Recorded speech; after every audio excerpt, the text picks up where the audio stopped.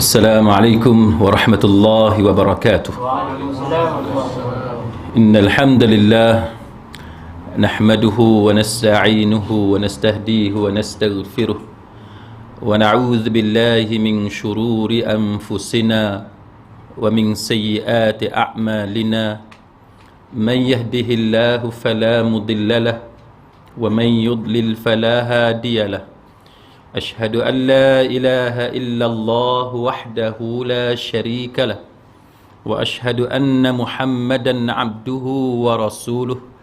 اللهم صل وسلم على محمد وعلى آله وصحبه والتابعين بإحسان إلى يوم الدين وبعد. Rabb syarah li sadri, wahai Tuhanku, lapangkanlah dadaku ini, wa yassirli amri, dan permudahkanlah urusanku, wahlul 'uqdatam min lisani, dan uraikanlah kekeluhan lidahku, yafqahu qawli, supaya mereka memahami kata-kataku ini. Saudara-saudari, sahabat sahabiah, muslimin muslimat, mudah-mudahan dirahmati dan diberkati oleh Allah Subhanahu wa taala. Pada malam ni kita berada dalam kuliah Ulumul Quran, yang mana kita akan berbicara berkenaan dengan satu perkataan yang kita sebut bahawa dia mempunyai beberapa bentuk, iaitu perkataan wahyu. Ulumul Quran, kita belajar dalam Ulumul Quran, dia ada satu perkataan yang kita panggil sebagai wahyu. Maka pada malam ni kita akan berbincang tentang bagaimana wahyu itu diberikan kepada manusia, dan daripada pengajian kita pada malam ni kita akan tunjuk kesimpulan yang dibuat oleh para fuqaha bahawa wahyu itu yang diberikan kepada manusia dia ada pelbagai bentuk, dan tidak semestinya manusia yang menerima wahyu itu adalah nabi ataupun adalah utusan Allah Ta'ala. Yang menerima wahyu daripada Allah Ta'ala dalam pelbagai bentuk yang berbeza ini, dia mungkin nabi dan dia mungkin bukan nabi. Itu satu. Kan? Yang kedua, kita akan tunjuk bagaimana bila Allah Ta'ala berbicara, tidak semestinya Allah Ta'ala dia berbicara dengan nabi sahaja. Sebab ada ketikanya yang Allah Ta'ala berbicara itu adalah manusia yang bukan nabi, tapi manusia pilihan Allah Ta'ala. Dan ada ketika yang lain, kita akan tunjuk nanti bagaimana Allah Ta'ala dia bukan saja berbicara dengan manusia, tapi dia berbicara dengan makhluk-makhluk dia yang lain. Kemudian kita akan lihat bagaimana manusia yang dapat berbicara dengan malaikat bukan semuanya nabi. Bukan semuanya nabi. Ada di antara manusia yang pernah berbicara dengan malaikat, mereka bukan nabi, bukan utusan Allah Ta'ala. Dan kemudian kita akan lihat bagaimana para ulama tidak ijma' dalam masalah nabi ini mesti lelaki ataupun tidak. Tetapi sebahagian fuqaha mengatakan bahawa berlaku ijma' di kalangan para fuqaha untuk mengatakan bahawa nabi mesti lelaki. Walaupun di sana ada beberapa pendapat yang kecil, pendapat yang agak terasing, yang mengatakan bahawa nabi boleh jadi datang daripada kaum wanita. Jadi sedang hadirin mukminin, jadi pengajian kita ini adalah pengajian apa yang dipanggil sebagai Ulumul Quran. Ulumul Quran, apa yang dipanggil sebagai Ulumul Quran? Kalau semasa saya belajar di UIA dulu, kita guna satu teks dalam bahasa Arab, tulisan Manna' al-Qattan. Kan, Manna' al-Qattan. Siapa yang ambil Ulumul Quran dalam bahasa Inggeris, The Sciences of Quran, yang tu dia pakai buku lain. Tapi bagi siapa yang belajar di UIA, yang ambil pengajian Ulumul Quran dalam bahasa Arab, kita guna teks tulisan Manna' al-Qattan. Jadi Manna' al-Qattan, dia kata apa? Bila dia define, bila dia bagi takrif tentang Ulumul Quran, kita nak tahu dulu yang kita mengaji ni daripada perspektif mana. Sebab kadang-kadang tuan-tuan belajar satu benda daripada perspektif hadis, kan? Kadang-kadang tuan-tuan belajar benda yang sama dalam perspektif fiqh. Jadi yang kita mengaji malam ni, tajuk wahyu itu, bahawa wahyu diberikan kepada makhluk, dan tak semestinya makhluk itu adalah nabi daripada perspektif Ulumul Quran. Baik, Manna' al-Qattan dia kata, bila disebut Ulumul Quran, dia kata adalah ilmu Ulumul Quran, ulum al-Quran. Tapi kita sebut Ulumul Quran. Kan? Ulum Al-Quran, dia ada dua perkataan. Satu ulum, yang kedua Al-Quran. Ulum adalah jamak kepada ilmu. Ilmu kita panggil ulum. Asalnya ilmu, kan? Ilmun. Bila jamak, bila plural, kita panggil ulum. Jadi bila kita kata ulum Al-Quran, maknanya ilmu-ilmu yang berkaitan dengan Al-Quran ataupun the sciences of Al-Quran. Baik. Apa maksud dia? Dia kata bahawa dia menunjukkan bahawa bila kita kata ulum Al-Quran, dia menunjukkan bahawa satu jenis ilmu yang berkaitan dengan Quran. Sama ada dari segi status Quran tu sendiri ataupun dari sudut kita untuk kita memahami hidayah yang terkandung dalam Al-Quran. Sama ada kita nak cerita bab Quran tu sendiri, kan? Nak cerita bab Quran tu sendiri ataupun kita nak cerita konten dia. Macam malam ni kita akan cerita tentang perkataan wahyu yang Allah Ta'ala guna dalam Quran. Kita nak faham, yang kata wahyu tu apa dia? Dalam konteks yang macam mana? Bila Allah Ta'ala guna wahyu, adakah bila Allah Ta'ala guna perkataan wahyu, dia mesti Allah Ta'ala bagi wahyu tu kepada Nabi, ataupun Allah Ta'ala guna juga perkataan wahyu tapi dengan makhluk-makhluk dia yang lain, termasuk manusia yang bukan Nabi, atau dengan binatang-binatang yang lain, ataupun selain pada binatang, benda seperti langit dan sebagainya. Itu yang kita nak belajar pada malam ni. Baik. Jadi Manna' Al-Qattan, dia kata bahawa yang dimaksudkan sebagai ulumul Quran, dia kata ialah ilmu yang merangkumi perbincangan-perbincangan yang berkaitan dengan Al-Quran, antaranya ialah dari sudut maklumat berkenaan dengan apa? Satu, dia kata asbabun nuzul, dia kata berkenaan dengan asbabun nuzul, sebab turun ayat. Yang keduanya berkenaan dengan kodifikasi, pengumpulan, tertib penulisan Al-Quran, macam mana Quran tu ditulis. Kita belajar bagaimana ditulis dekat tulangnya, dekat daun dan sebagainya. Lepas tu ayat Makkiyah, kan? Ayat diturunkan di Mekah, kemudian diturunkan di Madinah, dan semua benda-benda lain yang ada kaitan dengan Quran, itu yang dimaksudkan dengan ulumul Quran di sisi Manna' Al-Qattan. Satu. Yang kedua, ulama yang kedua, Az-Zarqani, dia kata apa? Dia kata ulumul Quran maksud dia ialah perbahasan yang berkaitan dengan Quran dari sudut bagaimana Quran itu diturunkan kepada manusia, kemudian sejarah latar belakang penulisan Quran, pengumpulan Quran, cara baca, kan, qiraat tu, cara baca Quran yang berbeza. Kemudian dari segi nasakh mansukh yang saya cerita semalam secara ringkas, dan juga segala jawapan, refutasi, bagaimana kita menjawab tuduhan-tuduhan musuh-musuh Islam termasuk orientalis untuk meragui Quran. Semua ilmu itu, bagaimana nak jawab tuduhan musuh-musuh Islam tu, itu juga termasuk dalam ulumul Quran kalau mengikut Az-Zarqani. Baik. Yang ketiga, tuan-tuan sekalian, ialah Abu Syahbah. Dia kata apa?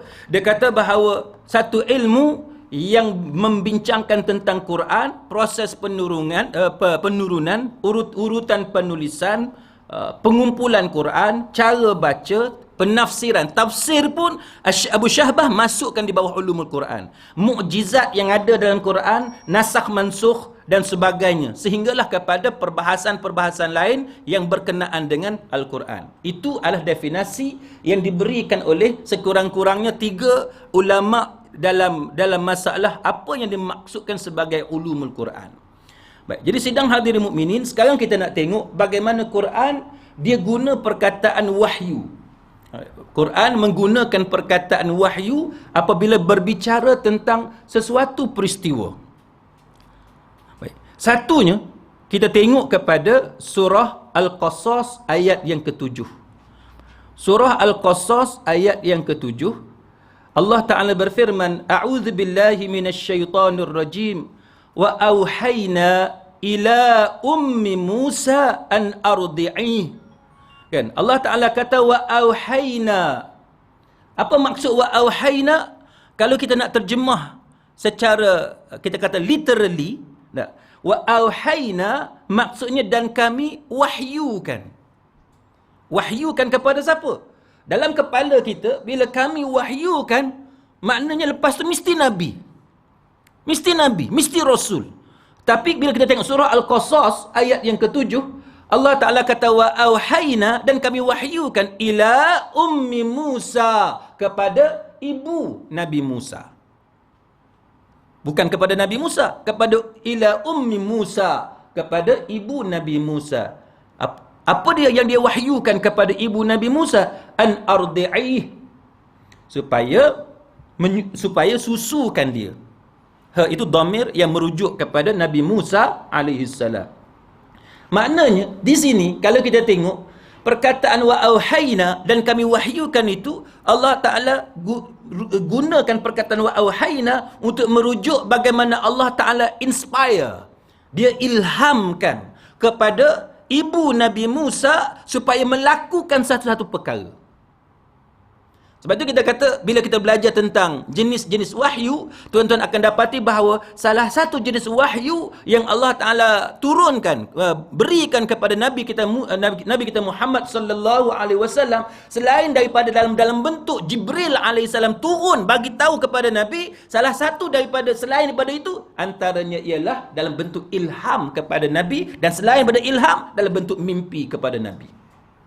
Itu kalau kita nak cerita bentuk wahyu yang Allah Ta'ala berikan kepada Nabi-Nabi yang dia hantar atas dunia ni. Baik, dalam konteks ni tuan-tuan sekalian, kita tengok Allah Ta'ala guna perkataan wa auhayna ila ummi Musa an ardi'ih. Kami wahyukan kepada ibu Nabi Musa supaya menyusukan Nabi Musa alaihi salam. Fa idza khifti alaih, jikalau kamu takut alaihi, maknanya kalau kamu takut berlaku bahaya ke atas Nabi Musa alaihi salam, maka Allah Ta'ala kata fa'alqihi fil yammi wala takhafi wala tahzani. Maka dia kata fa'alqih. Kalau kita nak terjemah bahasa Melayu, kita boleh kata letaklah.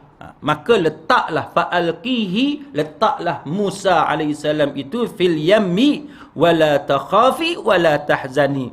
Letakkanlah dia dalam peti, lepaskanlah dia ke dalam laut, dan jangan kamu bimbang, dan jangan kamu berduka cita.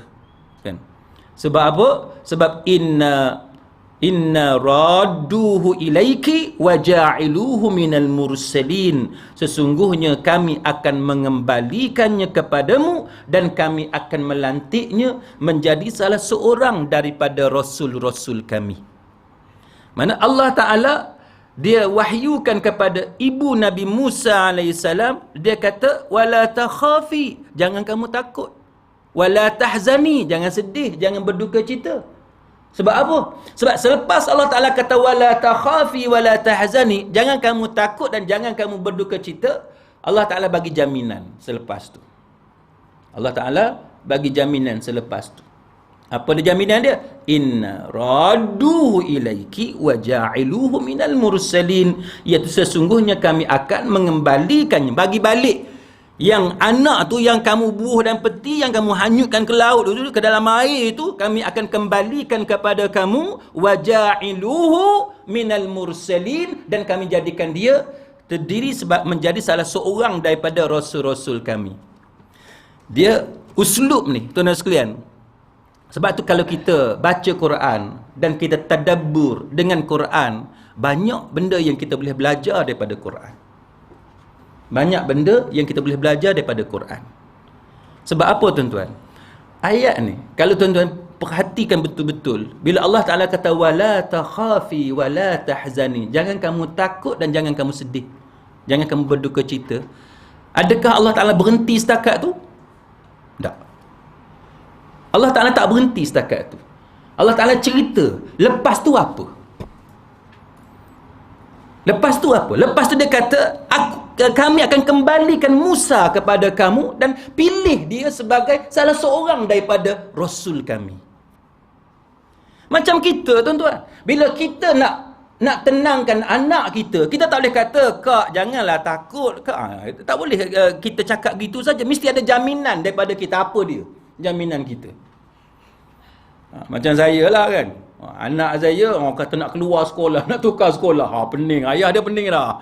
Kan? Bukan senang nak bagi masuk sekolah kan. Sekolah asrama ni bukan senang. Sekolah-sekolah elit, sekolah yang terpilih. Orang kata cream of the cream. Cik, wah. Kan? Kat Penang ni cream of the cream lah. Baik. Jadi uslub yang sama kita guna. Kita jangan kata kak belajarlah kat sini, janganlah nak tukar sekolah, jangan ikut kawan-kawan. Dia tak boleh berhenti setakat tu. Tak apa kak duduk sini. Dia tak boleh. Selepas ayat yang kita kata jangan kak takut, jangan kak nak tukar sekolah tu, selepas tu dia kena ada jaminan daripada kita apa yang akan menguntungkan dia. Apa yang akan menggembirakan dia. Kena cerita kat dia. Pasal apa sekolah ni bagus? Pasal apa kalau tukar sekolah, apa akan jadi dekat dia? Apa benda yang akan berlaku dan sebab. Supaya dia nampak, oh macam tu rupanya. Kan? Kalau tukar sekolah, tak semestinya sekolah yang kita nak tukar tu lagi elok daripada sekolah yang kita ada sekarang. Kita kena cerita kat dia. Apa ni? Asrama yang dia nak tukar tu asrama lama. Kan? Asrama sekarang baru setahun contohnya. Kan? Apa ni? Toilet masih lagi elok, berkilat putih.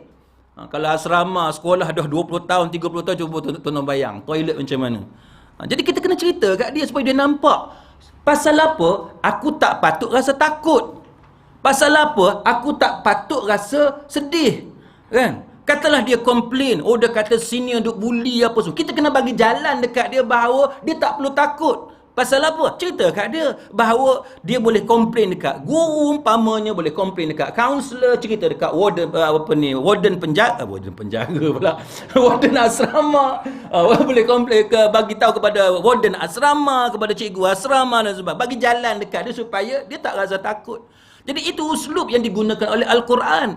Bila tuan-tuan baca Quran, sebab tu saya selalu sebut kepada tuan-tuan, tuan-tuan baca Quran jangan baca dalam keadaan tak faham. Baca terjemahan. Supaya tuan-tuan faham apa yang Allah Ta'ala ceritakan. Dan tuan-tuan perhati. Yang tu yang kita panggil kata tadabbur. Dan kita baca, kita faham, kita renung. Apa yang diceritakan oleh Allah Subhanahu Wa Ta'ala dalam Quran. Dan ayat ni, Allah Ta'ala wahyukan ayat. Dia cerita ni, bagaimana Allah Ta'ala berbicara dengan ibu kepada Nabi Musa AS. Jadi kalau orang kata wahyu itu hanya kepada Nabi, hanya kepada Rasul, jawabnya tidak. Ayat ini menjadi bukti bahawa dia ditujukan, bahawa wahyu itu ditujukan kepada ibu Nabi Musa AS. Baik. Itu yang pertama. Kemudian sidang hadirin mukminin, kita dapati bahawa yang kedua, tadi cerita ibu kepada Nabi Musa AS yang menerima wahyu daripada Allah. Cuma bentuk wahyu tu berbeza. Kan? Yang kedua, bukti yang kedua ialah ibu kepada Nabi Isa AS. Kan? Maryam. Ibu kepada Nabi Isa AS. Tuan boleh tengok dalam surah Maryam ayat 17 hinggalah ayat yang ke-18. Iaitu firman Allah Subhanahu Wa Ta'ala ayat yang ke-17, A'udzu billahi minasyaitonir rajim. Fattakhadhat min dunihim hijaba fa arsalna ilaiha ruhana fatamassala laha basharan sawiyya. Kemudian dia kata fattakhadhat min dunihim hijaba. Kemudian Maryam ini dia buat hijab, dia buat dinding untuk bersembunyi, melindungkan diri dia daripada mereka. Fa arsalna ilaiha. Cerita ni tuan-tuan, cerita pasal Maryam ni dia ada masalah dengan kaum dia, kan, dengan orang tempat dia. Jadi maka Maryam ni dia menjauhkan diri dia, maka dia buat dinding, dia buat hijab antara dia dengan kaum dia, dengan orang di tempat dia. Maka Allah Ta'ala kata fa arsalna ilaiha ruhana, dan kami hantarkan kepada dia ruhana, kami hantarkan kepada dia ruh daripada kami. Mana dihantar? Jibril alaihissalam. Kan? Jibril alaihissalam. Hantar Jibril kepada siapa? Kepada Maryam. Jadi bila kita kata bahawa Jibril itu dia hanya mendatangi Nabi, dia hanya mendatangi Rasul, dakwaan itu tak tepat. Tak betul. Maknanya Jibril juga dia pergi kepada orang lain selain daripada Nabi, selain daripada Rasul. Sebab kita dah cakap bahawa boleh dekat bahawa ijma' para fuqaha, ijma' para ulama, Maryam bukan Nabi. Maryam bukan Nabi. Jadi ini menunjukkan kepada kita bahawa walaupun Maryam bukan Nabi, tapi Jibril AS pergi kepada Maryam. Kalau tuan-tuan belajar dalam Matan Arba'in Imam Nawawi, kan hadis 40 Imam Nawawi, kita tengok bagaimana Jibril alaihissalam dia datang kepada Nabi kita Muhammad sallallahu alaihi wasallam, ajar kepada Nabi iman tu apa, ihsan tu apa, kan? Adakah Nabi seorang yang nampak dia Jibril? Tak. Sahabat lain pun nampak, kan? Dia cerita yang serba putihnya, nak kata orang jauh tak nampak debu. Kan, tak nampak debu kusuk masai. Biasa kalau orang jauh nampak debunya kusuk masai. Nak kata orang dekat, orang kampung kita, kemas elok. Kan, tak kenal. Kan. Jadi peliklah. Jadi maknanya dalam kisah itu para sahabat semua nampak Jibril alaihissalam. Jadi bila para sahabat nampak Jibril alaihissalam, adakah para sahabat semua Nabi? Tak. Maknanya Jibril alaihissalam dia pernah menjelmakan diri dia kepada manusia lain yang bukan Nabi. Jadi orang yang nampak Jibril tak semestinya Nabi dan tak semestinya Rasul. Sama dalam kes ni. Maka kami hantarkan kepada Maryam ruh daripada kami. Fatamassala laha basharan sawiya. Dan dia menjelmakan diri dia. Dia menyamarkan diri dia. Dalam bentuk yang macam mana? Bentuk sebagai seorang lelaki. Bentuk seorang lelaki yang mana disebut sebagai sawiya, yang sempurna bentuk kejadian dia. Malaikat ni tuan-tuan, bila tuan-tuan mengaji, kita dapati bagaimana malaikat bila dia menjelmakan diri dia dalam peristiwa ni, Maryam, dalam peristiwa kaum Nabi Lut dan sebagainya, dia menjelma dalam keadaan yang sangat cantik. Sehingga kan bila kita belajar dalam kisah kaum Nabi Lut, dia orang hampir-hampir macam nak mengadakan hubungan kelamin, nak meliwat malaikat tersebut sebab dia tengok cantik sangat. Biasanya mangsa liwat ni jenis jambu-jambu, kan?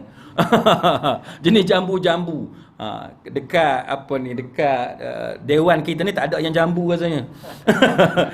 Saya pun tak jambu. Jambu tuan-tuan tahulah jambu macam mana. Dia cantik nampak kan lah. Itu jambu.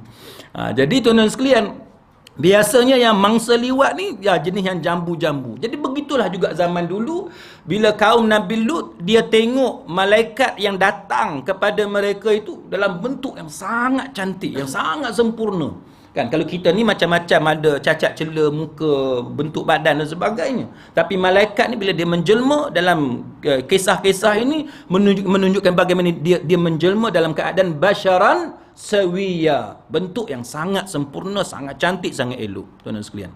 Baik, jadi ayat ni dia kata apa? Qalat inni a'udzu birrahmani minka in kunta taqiyya. Maryam kata, sesungguhnya aku berlindung kepada Ar-Rahman, maknanya kepada Allah. Aku berlindung kepada Allah daripada gangguanmu kalaulah engkau seorang yang bertakwa. Tengok. Dia takut sebab dia tak kenal orang tu siapa yang datang jumpa dia, sedangkan itu adalah malaikat Allah Subhanahu wa taala. Lalu Maryam kata, inni a'udzu birrahmani minka in kunta taqiyya. Jadi ini antara doa yang ada dalam Quran yang kita boleh amal. Bila kita takut apa-apa, baca doa ni. Kan ada saudara saya tuan-tuan, dia pergi bercuti. Kan dia pergi cuti, ada makhluk halus kacau dia. Kan ada makhluk halus kacau dia. Dia bengang sangat, dia tunggu nanti nak check out. Kan masa duduk kat rumah tu, masa duduk dekat chalet tu, dia tak berani lagi nak bagi warning dekat makhluk tu. Kan dia pun takut, berdiri bulu roma. Masa check out, dia dah kemas beg bawa dalam kereta. Dia kata kat isteri dia kata, Zat, dia nak pergi balik kat rumah, dia nak bagi warning dekat makhluk tu. Dia kata, dia pergi balik, dia kata, engkau ingat aku takut sangat, jangan duk kacau. Dia kata lagu, jangan duk kacau orang. Dia bagi warning. Pandai bagi warning tu masa nak check out. Orang bagi warning masa masuk tu, nak tengok siapa yang hebat.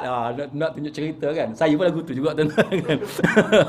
Masa sembang tu okey lah kan. Dia cerita kat orang, aku berani lah apa semua. Kalau makhluk tu kacau, kita yang lari awal, bini kita dekat belakang. Kan. Jadi ini contoh doa yang dipanjatkan oleh Maryam bila dia takut, dan Quran cerita apa doa Maryam. Jadi doa dia, inni a'udzu birrahmani minka, sesungguhnya aku ni meminta perlindungan dengan engkau wahai Allah kan. Ar-Rahman, birrahman, dengan Tuhan Ar-Rahman, minka, daripada kamu. Kamu tu siapa? Yang dia tak kenal tu sebenarnya malaikat. Dia takut kan, tengok yang orang yang dia tak kenal, dia kata dia minta perlindungan daripada Ar-Rahman, yakni Allah Ta'ala. In kunta taqiyya, kalaulah engkau seorang yang bertakwa. Jadi kalau orang jahat dia tak kira kan, orang jahat dia tak kira. Tuan-tuan kata apa pun dia akan buat juga kan. Sebab kita biasa dengar cerita kan, orang kena tahan, bila kena pukul tu, yang kena tahan dia akan sebut Allah sakit kan. Yang tukang pukul ni kalau jenis tidak ada takwa, dia kata mana Allah kan, mana Allah, dia sebut Allah sangat tu. Sebab tu bila tuan-tuan baca kisah-kisah tahanan di negara Arab yang tertentu, saya tak mahu sebut nama negara tersebut, yang mana bila tahanan itu disebut kan, bila kena tendang, kena sepak, kena pukul teruk, dia akan keluar, kita akan keluar Allah. Jadi orang yang pukul kita tu, dia akan kata panggil Allah turun. Panggil Allah turun. Itu contoh tuan-tuan sekalian. Benda yang kadang-kadang yang dalam kehidupan kita ni kita diganggu oleh manusia-manusia yang jahat. Jadi ini antara apa yang disebut oleh Maryam. Maka dalam ayat yang ke-19 dia kata qala innama ana rasulu rabbiki li ahaba laki ghulaman zakiya. Jadi Jibril ni jawab. Jibril kata dekat Maryam, bila Maryam kata gitu, bila Maryam ni takut, dia minta doa kepada Allah, minta perlindungan, protection daripada Allah Ta'ala. Jibril kata innama ana rasulu rabbiki kan. Siapa yang belajar bahasa Arab dia tahu kalau ka tu lelaki, kalau ki tu perempuan. Maknanya dia nak kata Tuhan kamu tu iaitu Tuhan kepada Maryam kan. Qala innama, dia kata innama, sesungguhnya aku ni ana rasulu rabbiki, aku ni adalah rasul ataupun utusan kepada Tuhan engkau. Mana aku ni dihantar oleh Tuhan engkau, li ahabalaki ghulaman zakiya, untuk menyebabkan, mana nak bagi tahu dan untuk menyebabkan kamu ni dikurniakan seorang anak yang suci. Jadi Maryam yang tak ada suami ni, tiba-tiba tanpa perkahwinan datang malaikat bagi tahu kepada dia bahawa malaikat ni dihantar oleh Allah Subhanahu Wa Taala untuk bagi tahu dan menyebabkan kepada Maryam ini akan melahirkan seorang anak, ghulaman zakiyya. Lalu Maryam tanya, qalat anna yakunu li ghulamun walam yamsasni bashar, dia kata walam aku baghiya. Jadi Maryam ni tanya, suspend takutlah, cemas kan, bagaimana mungkin aku akan dapat seorang anak lelaki padahal aku tak pernah walam yamsasni, tak ada pun mana-mana lelaki yang menyentuhku, yang tidur dengan aku, dan aku pula bukan perempuan yang jahat. Walam aku baghiya, aku bukan perempuan yang nakal, yang jahat. Baghiya ni kita belajar dalam fiqh jenayah kan, borah kan. Lagu tu maknanya hak jenis jahat, yang jenis melawan, jenis lagu tu.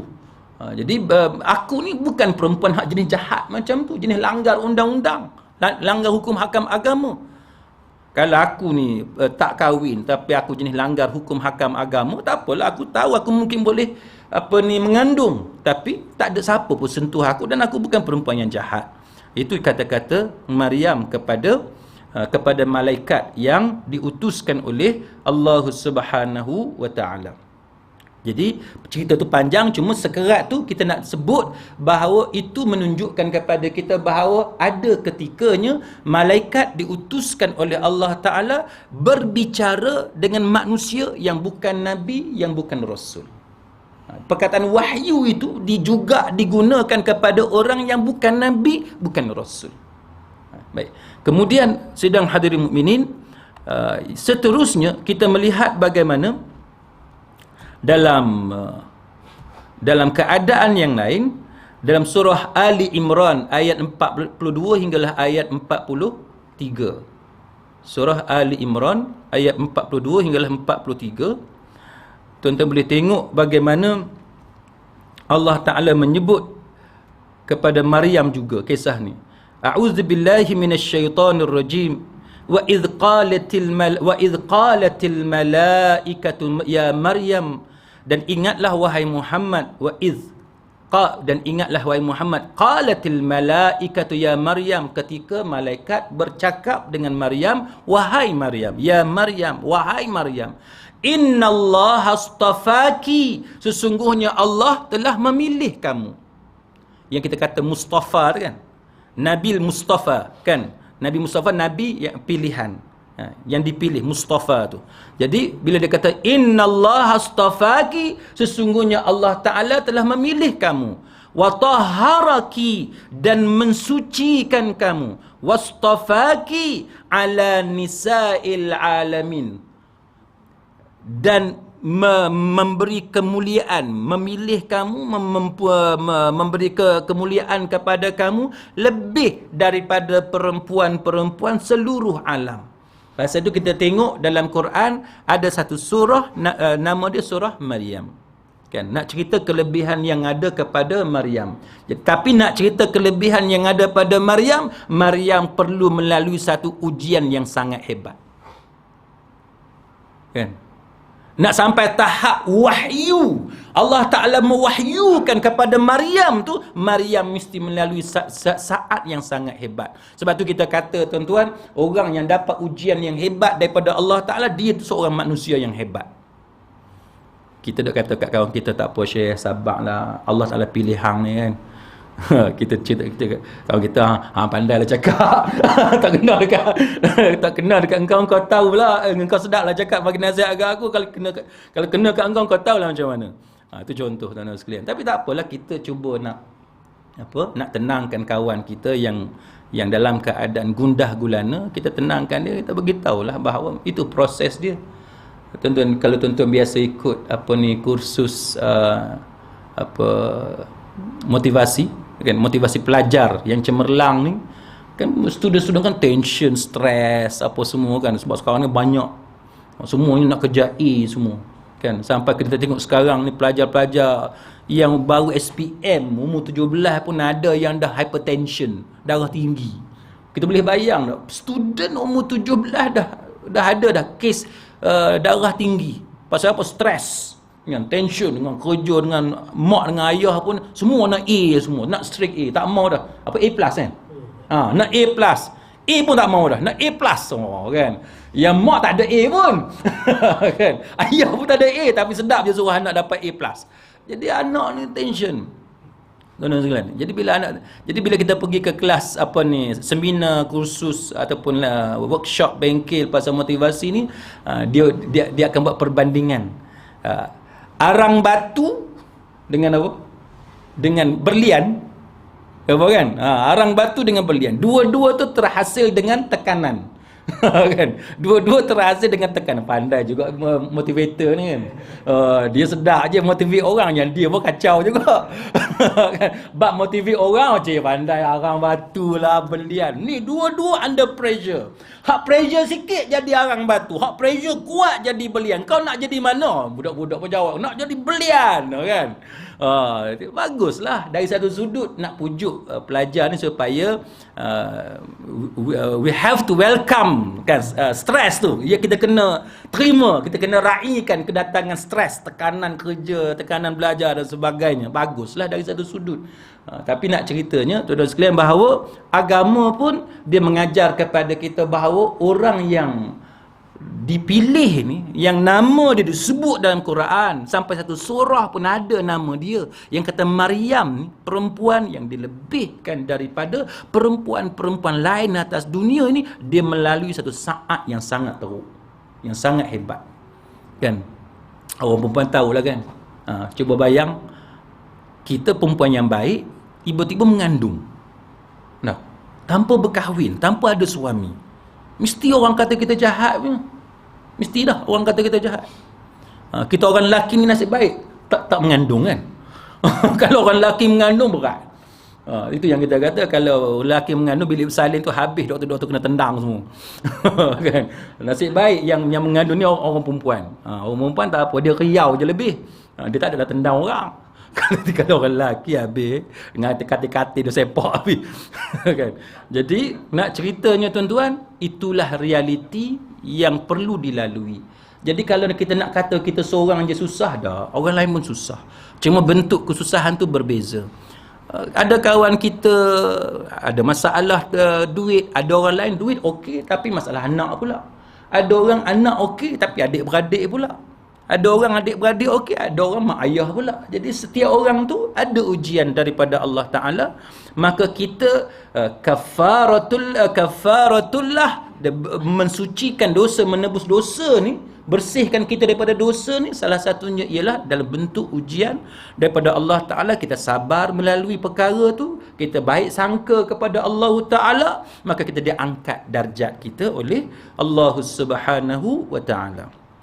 Jadi itu kelebihan yang Allah Ta'ala sebut sehingga tentang Maryam, sehingga menyebabkan Maryam dia punya special itu sampai tahap Jibril atau malaikat diutuskan kepada Maryam. Ya Maryam, kan? Ayat 43, ya Maryam uqnuti li rabbiki wasjudi warka'i ma'ar raki'in. Wahai Maryam, taatlah kepada Tuhanmu. Jadi dalam keadaan kita susah ni tuan-tuan, tiba-tiba Allah Ta'ala kata taatlah kepada Tuhanmu. Bila Maryam diuji dengan sebegitu hebat, Allah Ta'ala suruh dia taat kepada Tuhan. Jadi benda yang sama kita pakai. Benda yang sama kita pakai. Iaitu bila kita diuji oleh Allah Ta'ala, jangan kita menyeleweng. Saya dah cerita dalam banyak kali dalam kuliah-kuliah saya tentang bagaimana orang yang diuji oleh Allah Ta'ala, walaupun mulut dia tidak menyalahkan Allah Ta'ala, tapi dia buka tudung, buka baju kurung, dia mulai pakai pakaian yang mendedahkan aurat. Kalau dulu rajin semayang, sekarang dah tak mau semayang, seolah-olah Allah Ta'ala tidak berlaku adil kepada dia, seolah-olah Allah Ta'ala tidak kasihan kepada dia. Maka dia bertindak, memberontak, kan? Walaupun dia tak declare dia keluar daripada agama, tapi cara dia buat tu seolah-olah dia memberontak kepada Tuhan dia, Allah Jalla wa'ala. Jadi bila kita menerima kesusahan, kita kena tiru macam Maryam. Kena tiru macam Maryam sampai tahap malaikat boleh pergi jumpa dia tu. Pasal apa? Dia punya hebat tu tuan-tuan sekalian. Dalam keadaan sebegitu rupa, dia semakin taat kepada Allah Subhanahu wa Ta'ala. Dalam konteks kita hari ni, kalau tuan-tuan ada masalah di tempat kerja, ada kawan-kawan meninggalkan kita, pakat pulau kita, tak mau kau, kalau kawan-kawan kata kita macam-macam, kalau isteri kata kat kita macam-macam, suami kata kita macam-macam, anak derhaka dan sebagainya, mak ayah buang kita dan sebagainya, maka cara kita nak hadapi benda tu ialah semakin taat kepada Allah. Itu antara perkara yang diajarkan oleh Quran. Kita kena semakin taat. Semakin diuji, semakin taat. Semakin kita mendapat bala uji daripada Allah, semakin kita tunduk kepada Allah. Itu cara dia. Saya ni pandai cakap je. Pandai bagi tahu je. Tapi kalau kena kat saya pun, saya pun tak tahu jadi macam mana, kan. Tapi harapannya, mudah-mudahan kita semua pakat buat macam tu. Mudah-mudahan kita pakat buat macam tu, semakin tunduk kepada Allah. Wasjudi, dan sujudlah, kan. Warka'i, dan rukuklah, kan. Bila kita rukuk, bila kita sujud, kan, pada masa itu kita berzikir, membesarkan, mensucikan Allah Ta'ala. Dan masa itu kita doa, kan, kita berdoa kepada Allah Ta'ala. Sebab itu ketika itu kita diharamkan membaca Quran, kan. Quran hanya ketika qiyam, masa rukuk, sujud, Kita berzikir atau berdoa kepada Allah Subhanahu wa taala.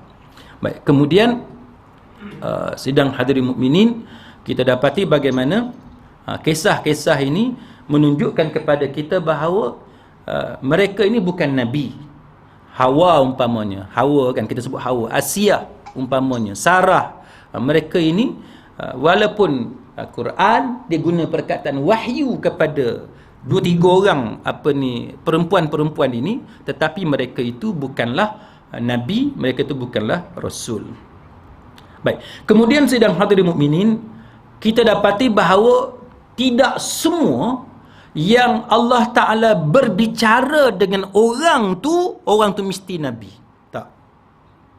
Dalam Quran dia ada beberapa contoh yang mana orang yang Allah Ta'ala berbicara dengan dia tapi dia tu bukan nabi, kan? Antaranya ialah kisah Zulkarnain. Ini kisah yang masyhur dalam surah Al-Kahfi ayat 86. Surah Al-Kahfi ayat 86. Saya tengok sekolah lama saya, tuan-tuan, di Dungun, Terengganu, Khamis malam Jumaat, setiap Khamis malam Jumaat tak baca Yasin dah sekarang, baca surah Kahfi. Oh, hebat. Kan? Tu hebat.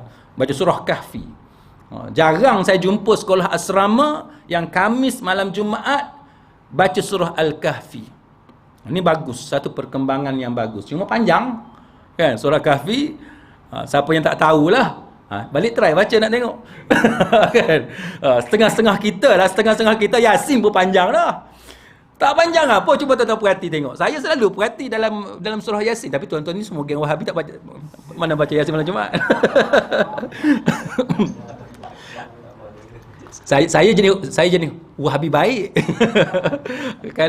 kalau sekolah apa ni ataupun kawan-kawan ajak baca Yasin, saya pergilah, kan. Tapi saya selalu perhati.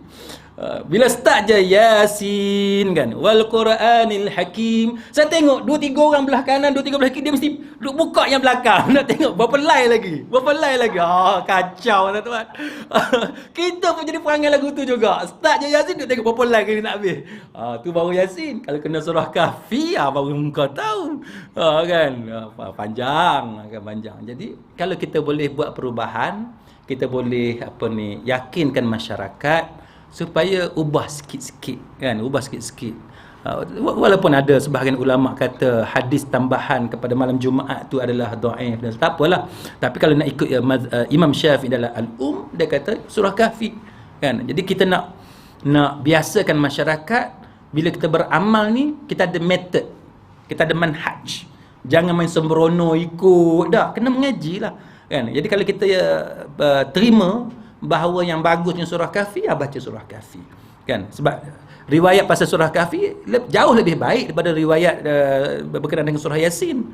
Surah Yasin ini terlalu banyak maudhu' dan sebagainya. Baik, jadi sebab tu kita kata bahawa kita sedikit demi sedikit, perlahan-lahan kita pujuk masyarakat supaya beralih daripada ikut-ikutan kepada beramal dengan cara mengaji. Tu cara yang betul. Kita bukanlah nak secara sembrono membida'ahkan amalan, bukan. Kita sebut bida'ah tu pun pasal kita nakalkan pendapat ulama, itu sahaja. Tapi orang ni kadang-kadang dia tak suka bila kita membida'ahkan amalan mereka, padahal tujuan kita nak sedarkan mereka bahawa di sana ada perbahasan yang panjang lebar, yang hangat di kalangan para ulama tentang benda yang kita duk buat sekarang ni, banyak yang tak berapa tepat. Nak sebut tak betul dia marah pula, kan. Kita sebut tak tepat lah, bunyi lembut sikit, kan.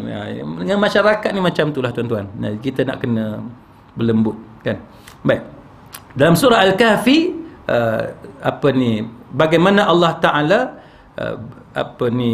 menyebut tentang Zulkarnain. A'udzubillahi minasyaitonir rajim. Hatta idza balagha maghrib asy-syamsi wajadaha taghrubu fi 'ainin hami'atin wa wajada 'indaha qauma qulna ya Zulkarnain imma an tu'azziba wa imma an tattakhidha fihim husna. Baik, bila kita tengok ayat ni, dia kata hatta idza balagha maghrib asy-syamsi, Bila Zulkarnain tu sampai ke satu daerah, satu tempat dia sebut Maghribasy-Syamsi, tempat matahari terbenam. Maksudnya bukanlah tempat tu matahari terbenam. Kan? Bukan mana ada dalam dunia tempat matahari jatuh, tak ada kan. Cuma uslub Quran dia bercakap dengan bahasa yang manusia biasa guna.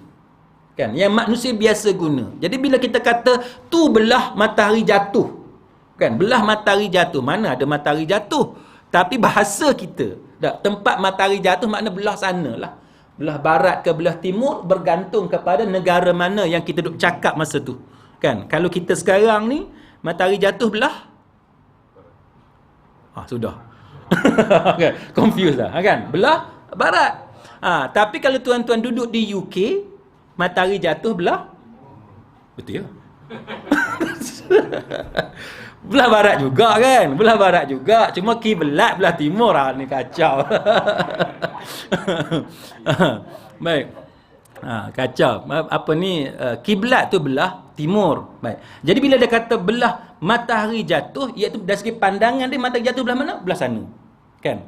Tapi kalau kita duduk di Malaysia, matahari jatuh adalah belah barat. Matahari terbit Jepun. Betul tak? Sebab tu kita kata Jepun sebagai negara matahari terbit. Betul tak? Betul tak? Ya, betul. Tapi kalau duduk di Jepun, dia akan nampak negara lain pula sebagai tempat matahari tu naik, arah lain. Tuan faham kan? Itu jadi bahasa tu dia menggunakan bahasa biasa yang digunakan oleh manusia supaya kita faham. Jadi bila dia kata hatta idza balagha maghribasy-syamsi, jangan pula kita kata bahawa ayat ni menjadi dalil bahawa ada tempat yang matahari jatuh. Tak ada. Tak ada tempat matahari jatuh. Ini adalah satu istilah yang Quran guna dengan menggunakan istilah yang biasa, yang manusia familiar dengan istilah tu. Baik. Jadi dia kata wajadaha taghrubu fi 'ainin hami'atin wa wajada 'indaha qauma. Dia kata dia mendapatinya terbenam di sebuah mata air yang hitam berlumpur. Dia nampak pada pandangan dia. Kan, bukan matahari itu jatuh di tempat tu tak. Dia nampak pada pandangan dia matahari itu turun macam tu. Dan dia dapati di sisinya satu kaum yang kufur ingkar. Tapi kita tak mau cerita yang tu. Yang kita nak cerita yang perenggan seterusnya, iaitu qulna, Allah Ta'ala berfirman kepada Zulkarnain, ya Zulkarnain, kan, dia kata wahai Zulkarnain. Dia bahasa Arab ni tuan-tuan, bila tuan-tuan sebut ya kat depan tu wahai, kan, biasanya kita akan baris atas kan, wahai Rasulullah, kan, wahai Rasulullah, bahasa Arabnya ya, kan, ya Rasulullah. Kita tak sebut ya Rasulullah. Bahasa Arabnya dia kena di baris atas kan, lam tu. Itu cara kita cara sebut yang betul. Ya Rasulullah. Itu bahasa Arabnya. Kalau kita sebut ya Rasulullah, itu cara Melayu. Itu cara Melayu. Ya Rasulullah, wahai Rasulullah, itu cara Melayu. Tapi cara Arabnya, bahasa Arabnya ya Rasulullah, ya Rasulullah. Itu cara dia. Kan? Ya Nabi Allah, bukannya ya Nabiullah, ya Nabi Allah. Dia kita baris atas kan. Jadi siapa bila tuan-tuan dengar kalau satu ustaz tu dia mengajar, dia jaga baris tu, makna dia satu orang yang sangat concern, prihatin dari segi bahasa Arab. Dia sangat concern. Kadang-kadang setengah ustaz kita dengar dia main langgar je. Bukanlah kita nak kata dia tu salah, tapi biasa kadang-kadang ustaz ni dia punya fokus tu benda lain. Setengah ustaz dia jaga semua benda tu. Kan? Jadi dia sebut ya Zulkarnain. Kita sebut Zulkarnain kan, tapi di baris atas kan, Zulkarnain, ya Zulkarnain. Dia kata imma an tu'azziba, dia punya hebat ni, kamu pilih, kamu nak seksa dia orang ke ataupun kamu nak berlaku baik kepada mereka. Maknanya ayat ini menunjukkan kepada kita bahawa Allah Ta'ala berbicara dengan Zulkarnain. Jadi Zulkarnain ni walaupun ada juga pendapat di kalangan mufassirun yang kata dia tu nabi, tapi jumhur dan pendapat yang rajih mengatakan Zulkarnain bukan nabi. Tapi Allah Ta'ala berbicara dengan Zulkarnain. Jadi itu menjadi dalil bahawa bukan semua yang Allah Ta'ala berbicara itu adalah nabi ataupun rasul. Kemudian Tidak semua juga yang diberi wahyu itu, bila dia terima wahyu daripada Allah Ta'ala guna perkataan wahyu, diwahyukan itu, dia mesti manusia. Tak semestinya manusia. Malah ada contoh-contoh yang kita pernah lalui, yang pernah kita bincang, bahawa yang Allah Ta'ala wahyukan itu adalah lebah contohnya. Kan? Yang kita tuan-tuan boleh tengok dalam surah An-Nahl. Surah An-Nahli, Suratul Nahli, ataupun surah An-Nahl, surah lebah, iaitu ayat yang ke-68. Ini surah yang ke-16 ayat 68. A'udzu billahi minasyaitonir rajim wa auha rabbuka. Kan? Wa auha, mana Allah Ta'ala bagi wahyu. Tapi kalau tuan-tuan tengok terjemahan dalam Quran bahasa Melayu, dia guna istilah Allah Ta'ala inspire, memberi inspirasi, atau bahasa Melayu ilham, memberi ilham kepada siapa? Ilan nahli, kepada lebah. Anittakhidhi minal jibali buyutan wa minasyajari wa mimma ya'rishun. Hendaklah kamu, wahai lebah, Allah Ta'ala kata, membuat sarang kamu minal jibali, daripada gunung ganang, bukit bukau, buyutan, jadikan gunung ganang bukit bukau itu sebagai rumah kamu, wa minasyajari, dan juga daripada pokok-pokok, dan juga daripada bangunan yang dibina, yang didirikan oleh manusia. Jadi Allah Ta'ala guna perkataan wahyu juga kepada lebah. Allah Ta'ala guna perkataan wahyu kepada lebah. Tapi bila kita cakap dalam bahasa Melayu, kita kata ilham daripada Allah. Dia macam anak kita yang baru lahir. Kan? Anak kita baru lahir, tak ada orang ajar dia, tapi dia dengan sendiri dia cari susu isteri kita. Dengan sendiri dia cari. Kan? Kalau tuan-tuan nak tahu, tuan-tuan try. Tak? Try letak susu tuan-tuan pula. Tengok budak tu buat apa. Dia mula-mula dia akan rasa kan. Tapi dia boleh kenal, dia tengok lain. Dia boleh kenal. Ada orang ajar ke? Tak ada orang ajar.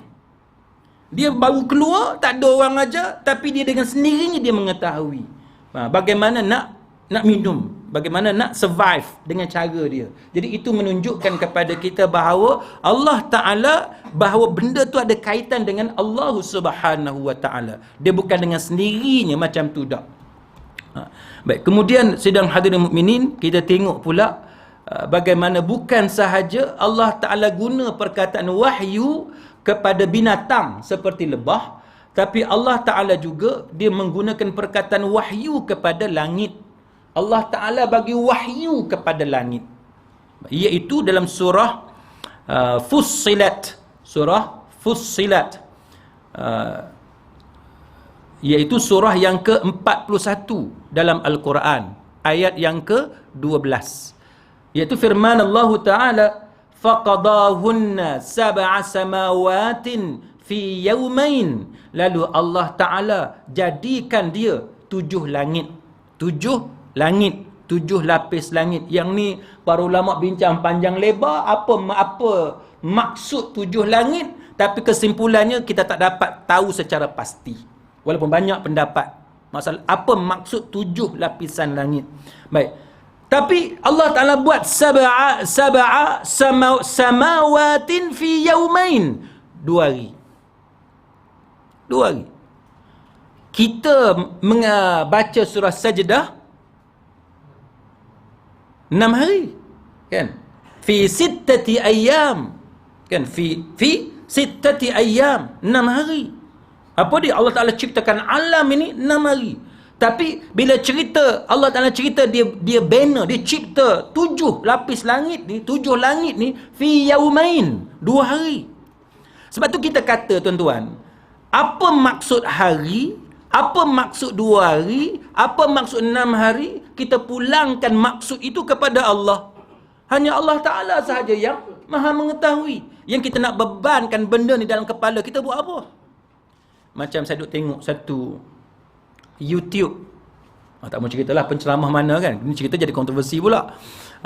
Ada satu penceramah ni, dia kata, mana boleh, dia kata Allah Ta'ala duduk di arash. Dia kata kalau kita kata Allah Ta'ala duduk di arash, dia kata macam mana pula Allah Ta'ala berbicara dengan Nabi Musa di Gunung Tursina, jadi Allah Ta'ala turun pula.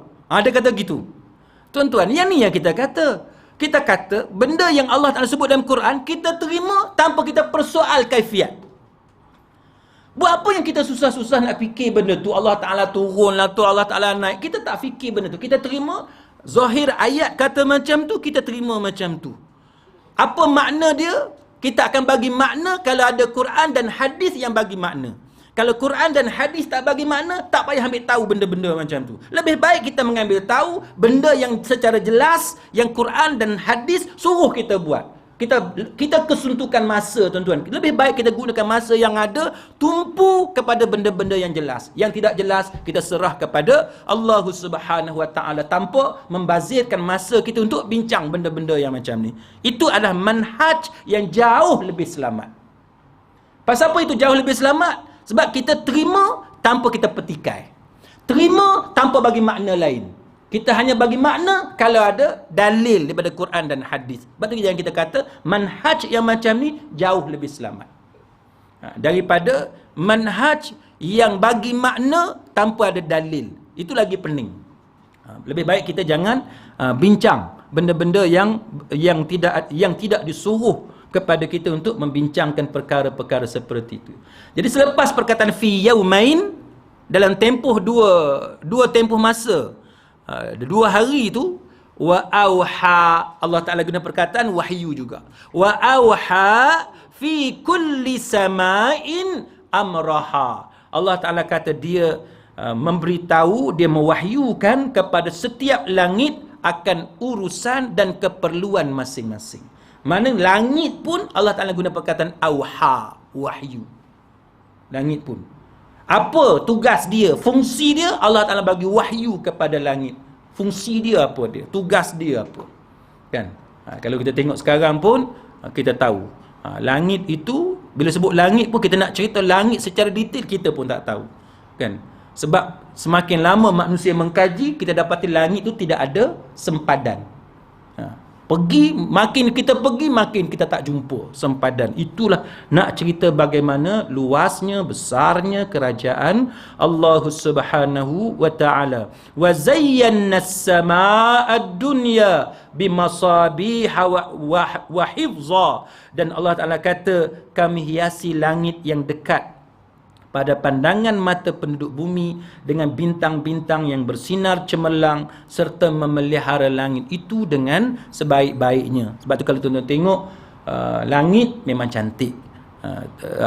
Tadi pun saya on the way tengok matahari tu besar, tuan-tuan, kan. Biasa kita tengok matahari kecil kan. Ni kita tengok besar matahari, dia warna jingga boleh sebut jingga? Boleh sebut kan? Warna jingga. Cantik kita tengok. Jadi ada masa bulan pula kita tengok besar dia punya saiz dia. Jadi kita tengok cantik. Jadi menyebabkan bila kita duduk di luar rumah, kita tengok langit dengan saiz bulan, saiz matahari dan sebagainya, dia memberi ketenangan kepada kita. Baik, itu antara hiasan yang dicipta oleh Allah Subhanahu Wa Ta'ala. Kemudian sidang hadirin mukminin, kita tengok pula kepada bahawa Allah Ta'ala juga dalam surah Al-Zalzalah, yang tu saya tak akan ulas. Surah Al-Zalzalah juga Allah Ta'ala menggunakan perkataan wahyu. Surah Al-Zalzalah Allah Ta'ala menggunakan perkataan wahyu. Kita baca sekali lalu, iaitu a'udzubillahi minasyaitonir rajim, bismillahirrahmanirrahim. Idza zulzilatil ardu zilzalaha, apabila bumi digegarkan dengan gegaran yang sedahsyat-dahsyatnya. Wa akhrajatil ardu asqalaha, dan serta bumi itu mengeluarkan segala isi perut dia, segala apa yang ada dalam bumi semua keluar. Wa qalal insanu ma laha, dan berkatalah manusia dengan perasaan gerun dan takut itu apa yang sudah terjadi kepada bumi. Yauma idzin tuhadditsu akhbaraha, pada hari itu bumi pun menceritakan khabar beritanya. Bi anna rabbaka auhalaha, wahyu juga. Allah Ta'ala guna perkataan wahyu juga, iaitu bahawa Tuhanmu telah mewahyukan berlakunya sedemikian. Itu adalah perintah daripada Allah Subhanahu Wa Ta'ala. Kemudian bila Quran, tuan-tuan tengok, dia guna perkataan, dia pilih, kan, Tapi pilih tak semestinya yang dipilih itu adalah Nabi. Malah ada ketikanya manusia pilihan itu adalah bukan Nabi. Contoh surah Ali Imran ayat 33. Ali Imran ayat 33 firman Allah Ta'ala, Inna Allah astafa, sesungguhnya Allah Ta'ala telah memilih. Pilih siapa dia? Adama wa Nuhan wa ala Ibrahim wa ala Imran alal alamin. Pilih Nabi Adam, Nabi Nuh Nabi, tapi Ali Ibrahim, ala Ibrahim, iaitu Nabi, keluarga Nabi Ibrahim. Keluarga Nabi Ibrahim bukan Nabi, yang Nabi adalah Nabi Ibrahim sahaja, tapi dipilih keluarga Nabi Ibrahim wa ala Imran, dan keluarga Imran alal alamin, melebihi segala umat yang ada pada zaman mereka masing-masing. Jadi yang kata pilihan itu tak semestinya adalah Nabi. Dan sebagaimana yang kita sebut tadi, bahawa tidak semua yang datang kepada manusia, termasuk Jibril AS yang datang kepada manusia, dia mesti datang kepada Nabi. Ada ketikanya Jibril dia datang dan dia menjelma kepada manusia yang bukan Nabi. Kemudian sedang hadirin mukminin, kita tengok bahawa bahawa ada di kalangan ulama, bila dia tengok nas-nas yang macam ni yang ada dalam Quran, itu yang saya sebut tadi di awal dalam kuliah saya tadi, bahawa ada atau tidak Nabi tapi jantina dia perempuan. Dalam mukadimah saya tadi saya sebut bahawa walaupun ada ulama yang kata ada Nabi perempuan, tapi ada pendapat lain yang mengatakan tak, pendapat tu tak boleh diambil kira, tapi kita mengatakan bahawa ijma' ulama bahawa Nabi mesti lelaki. Baik, kalau kita tengok contohnya tuan-tuan, yang kata bahawa adanya Nabi perempuan, pasal apa? Sebab mereka menggunakan dalil hak kita cerita tadi. Ya. Dalil dia orang hak kita cerita tadi, sebab didatangi oleh malaikat Jibril alaihissalam, sebab Allah Ta'ala guna perkataan wahyu, sebab Allah Ta'ala guna perkataan mereka tu dipilih, maka menyebabkan sebahagian fuqaha mengatakan bahawa ada Nabi perempuan. Siapa dia? Antaranya adalah Ibnu Hazm. Ibnu Hazm ni dia terkenal antaranya dengan kitab dia Al-Muhalla, kan? Kita tak ada mengajar kitab Muhalla ni. Tak ada. Kitab Al-Muhalla ni, kalau tuan-tuan ada kesempatan, nanti ada ustaz-ustaz baru, kita dera dia. So dia mengajar kitab Al-Muhalla. Biar dia sakit perut, dan datang kuliah sakit perut. Sebab Al-Muhalla ni, kalau tuan-tuan nak tahu secara ringkas, kitab tu kitab bagus, bukan kata tak bagus. Kitab bagus karangan Imam Ibn Hazm, tapi dia pada beberapa tempat dalam Al-Muhalla tu kontroversi. Kontroversi sebab apa? Sebab Imam Ibn Hazm ni ada beberapa tempat bila dia kritik pendapat yang dia tak setuju, kan dia senarai kan, orang ni pendapat gini-gini apa semua. Bila dia kritik pendapat tu, ada ketikanya Ibn Hazm dia kritik dengan kritikan yang keras. Dia keras. Sebab tu setengah-setengah ulama' tuan-tuan sekalian, dalam beberapa perkara, termasuk yang dalam isu ini, dia tak berapa setuju sikit dengan cara Imam Ibn Hazm yang begitu keras dalam mengkritik. Sama juga kalau tuan-tuan tengok dalam manhaj, bila kita mengaji metodologi Sunan Abu Daud, kata tuan-tuan belajar metodologi Sunan Abu Daud, kaedah manhaj yang dipakai oleh Imam Abu Daud, tuan-tuan tengok contohnya Imam Az-Zahabi, Ibnu Jauzi dalam menganalisa dan mengkritik Sunan Abu Daud, dia kata dalam Sunan Abu Daud ada, saya tak ingat 6 ke 7, dia kata hadis maudhu'. Dia kata ada Abu Daud bawa hadis maudhu'. Tapi ramai ulama yang mengkritik balik Ibnu Jauzi dengan mengatakan bahawa Ibnu Jauzi ni terlalu syadid dalam masalah dalam kritikan dia kepada Sunan Abu Daud, sehingga mengatakan dalam Sunan Abu Daud ni ada 6 atau 7 hadis-hadis maudhu'. Tapi yang saya nak highlight kepada tuan-tuan sekalian ialah bahawa ulama ni dia ada pelbagai cara. Ada orang yang agak ringan, agak longgar, ada orang yang agak ketat. Ada orang yang payah nak kata hadis tu maudhu', ada orang dia mudah nak hukum sesuatu hadis itu sebagai maudhu' dan sebagainya. Sebagaimana Imam Ibn Azam dalam Al-Muhalla, dalam beberapa tempat dia agak keras. Bukanlah keras apa, tapi kadang-kadang cara diguna perkataan. Sama juga dengan Al-Qurtubi. Al-Qurtubi tuan-tuan sekalian termasuk antara mufassirun yang kata ada Nabi perempuan. Jadi orang perempuan malam ni ada berapa orang? Kan? Boleh balik hantau dah. Kan? Balik pejabat esok hantau dah. Perempuan pun jadi nabi kan? Bukan lelaki saja. Syok kan. Hantau mana? Pi baca tafsir Qurtubi, padahal dia tak baca pun. Dia dengar saya cakap, dia kata Qurtubi kata. Best tuan-tuan. Mengaji ni kalau nak pelekeh orang cukup syok.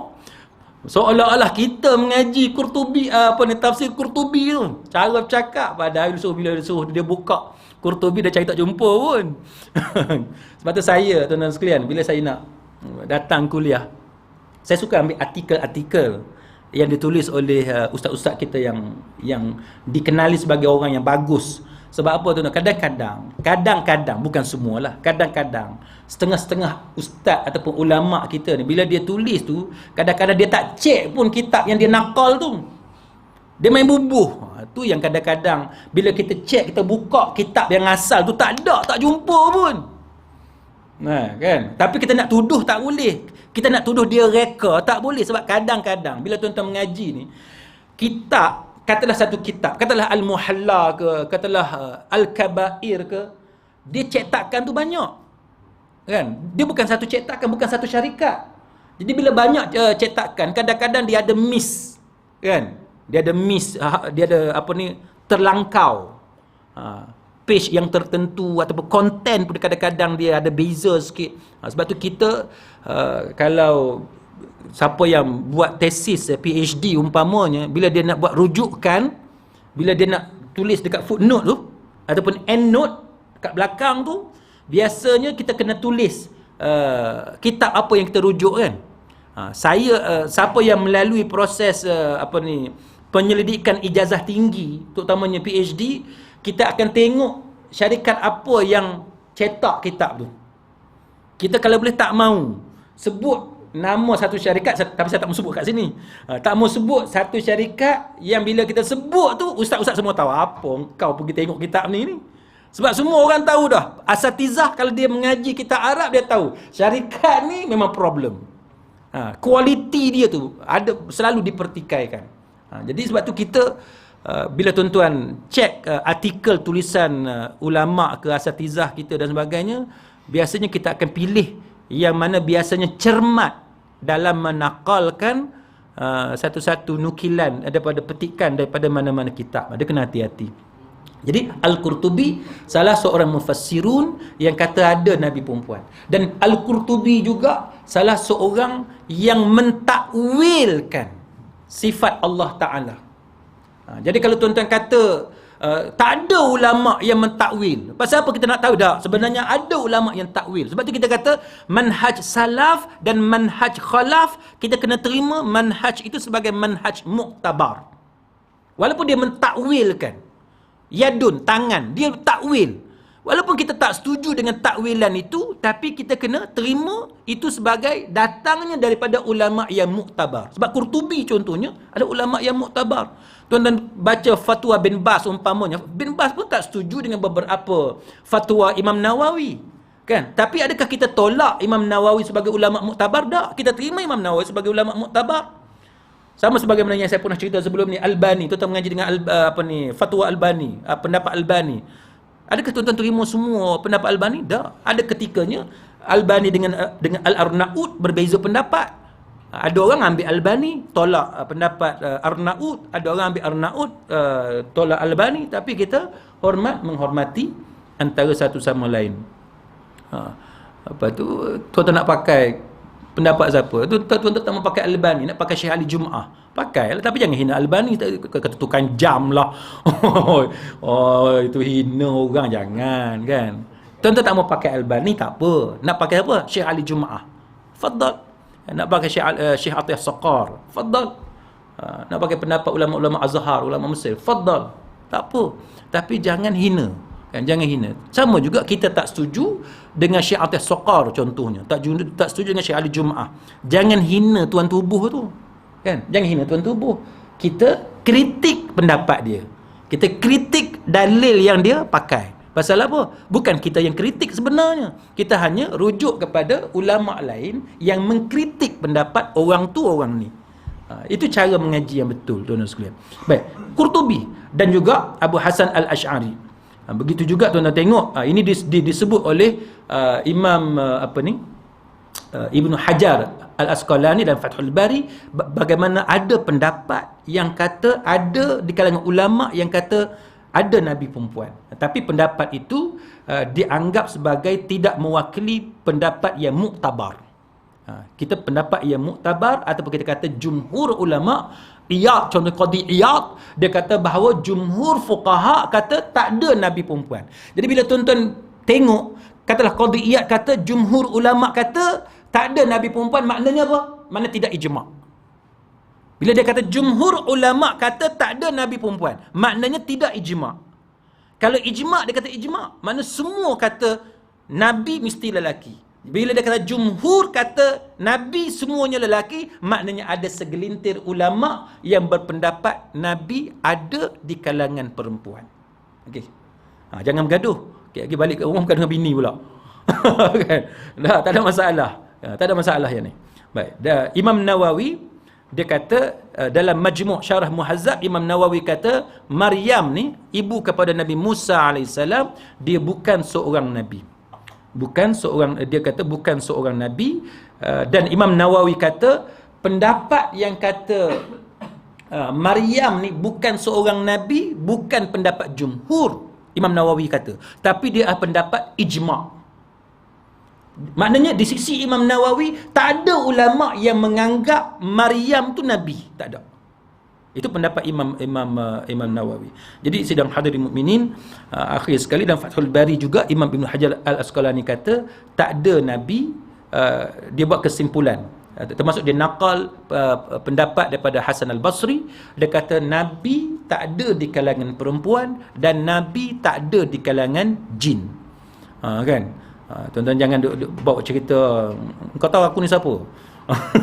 Kan? Kau tahu aku ni siapa? Jin pun kenal dia. Ni pun masalah, tuan-tuan. Macam-macam kan.